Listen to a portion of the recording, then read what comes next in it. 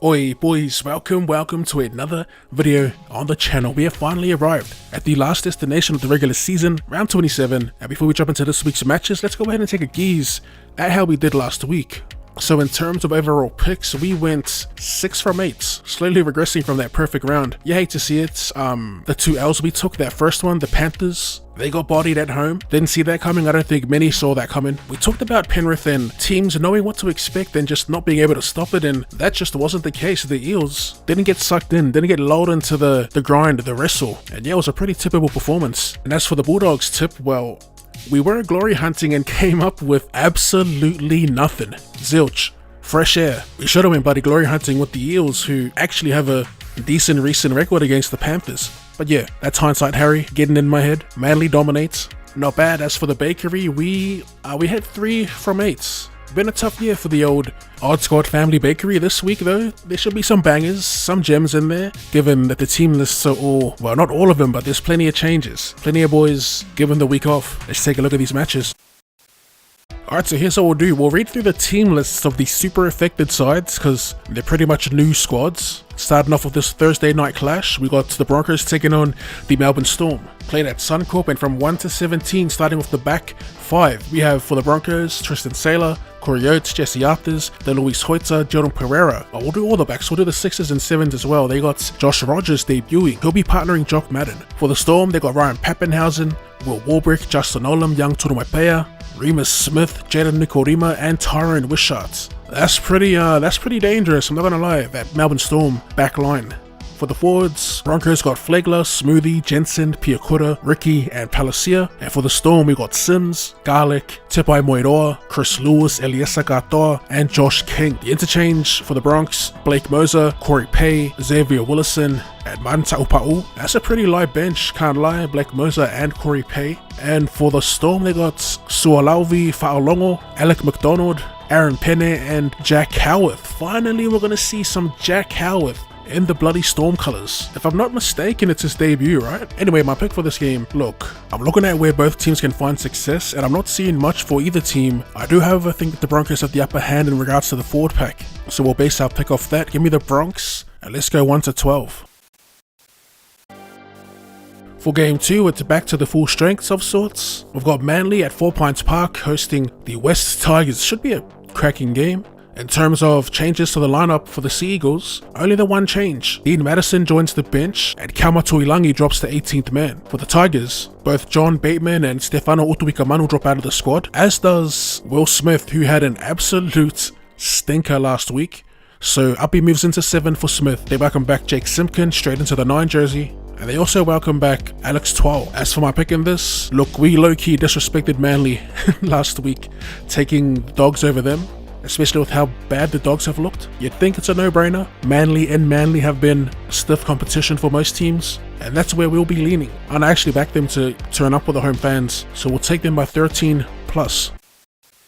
The headliner for Friday, the match of the round for mine, we have the South Sydney Rabbitohs versus the Sydney Roosters, essentially playing for a spot in finals. It's going to be interesting. First of all, the outs for both sides. We've got for the Bunnies, no host, no Latrell Mitchell, and no Siliva Havili. They do, however, welcome back one of their pillars in their front row, David Tetola. He jumped straight back into the front row, starting front row.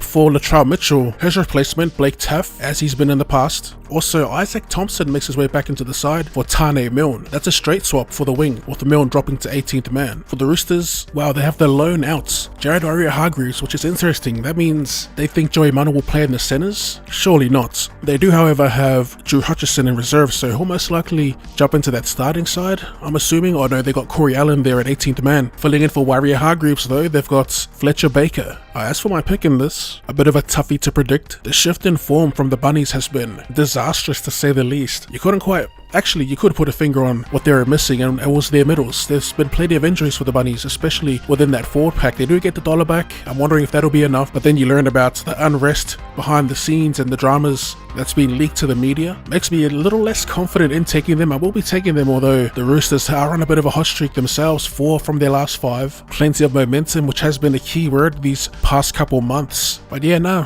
I'm going to ignore the signs here. I'm going to take the Bunnies. I think they win the battle within the forwards. And in a do-or-die situation, my money's on Walker, Cookie and Murray stepping up for the side. Give me the Rabbitohs 1-12.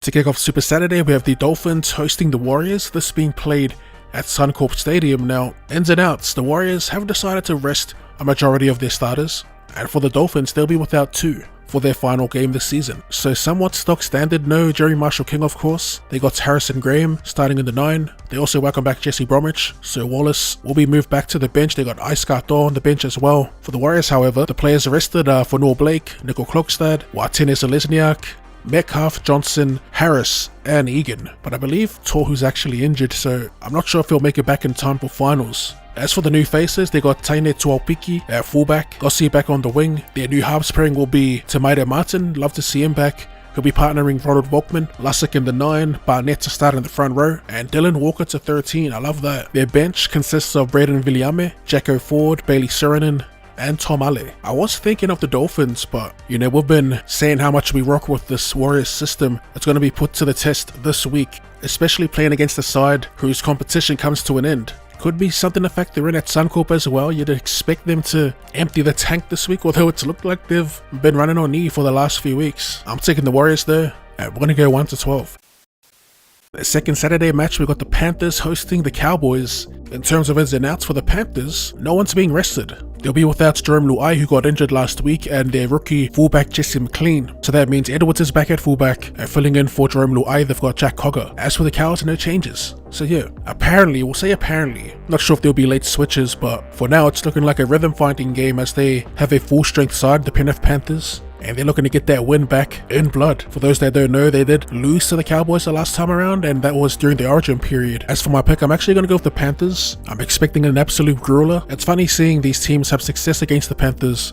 The Cows played them similar. I forget the round, but last year, where they, I guess I wouldn't say fully avoided the battle in the middle, but they definitely played like, I guess, off beats, spreading it off the kickoff, favoring the edges. They just couldn't fully avoid the power struggle and got grounded out. But yeah, they definitely have the cattle to rattle the cages, if you will, of the Panthers, but I don't think it'll happen. My pick is with the Panthers, and we're going to go 1-12.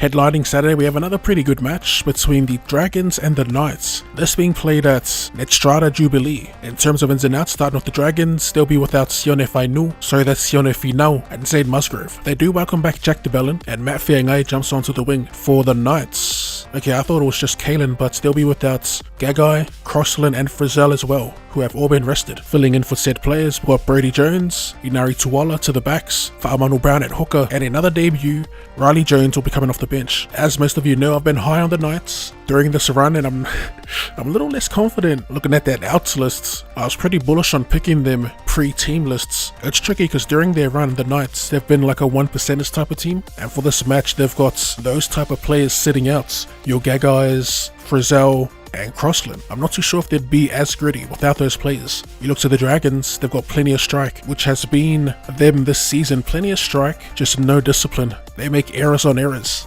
It's tough to read, but I'm going to side with the Dragons in this. To close out this season strong, we'll go with the close one, 1-12. And to close out the regular season, the first of 2 for Sunday, we have the Titans hosting the Bulldogs at Cbus Super Stadium. In terms of ins and outs, for the Titans, no Isaac Liu, but they do welcome back Big Mo Fotuaika. And for the Bulldogs, they'll be without Harrison Edwards and Tevita Bangai Jr. Filling in for those lads, they got Sam Hughes and Curtis Morin. And yeah, not much else to say about this match. The Titans have been hot and cold throughout the season, and looking at the way the Bulldogs have been playing these past few weeks, I don't see them posing any threat. On paper, it's actually looking like a bit of a mismatch, so I'm expecting them to dog walk Canterbury Bankstown at home, giving the Titans 13+. As for the final game of the regular season, we've got a pretty decent match. We've got the Sharks hosting the Raiders at PointsBet Stadium. In terms of ins and outs, nothing much doing on the side of the Sharks. They do welcome back Nico Hines. And for the Raiders, they'll be without some crucial middles, and that's no Big Papa and no Big Red. So taking up Big Papa's spot on the bench, they got Hohepa Puru making his NRL debut, and filling in for Corey at 13 is interesting. They still have him listed, but I'd assume they'd move Tapane to lock and start like a Mariota or Paisami Saulo. I think that's the most likely scenario, unless they bring like a Trey Mooney out of reserves. As for my pick, you'd think it'd be a no-brainer. Looking at the head-to-head, the Sharks have them beat on all facets, in my opinion at least. From 1 to 7, it's a bit of a mismatch. The forward pack, you could argue it's a little more balanced, but I'd lean towards the Sharkies, and the bench, it's the Sharks hands down. Their bench has actually been their shining light these past few weeks. I get the Raiders can make things ugly, but for mine, the Sharks are too good to look past. I think they squeeze out a win at home. Give me the Sharks 1 to 12. So in summation, our picks for the final round of the regular season, we got the Broncos 1 to 12, Manly 13 plus, the Bunnies 1 to 12, the Warriors 1 to 12, the Panthers 1 to 12, St. George 1 to 12, the Titans 13 plus, and the Sharks 1 to 12. As always, boys, there will be a graphic of Oddski's Bakery, see if we can bag some juices this week. And of course, if you got any tips and suggestions of your own, let us know in the comments section down below. If you enjoyed that, be sure to run and share that like button, and for more rugby league related content or content in general, go ahead and drop your boy a cheeky sub. Thanks for tuning in, and I'll see you.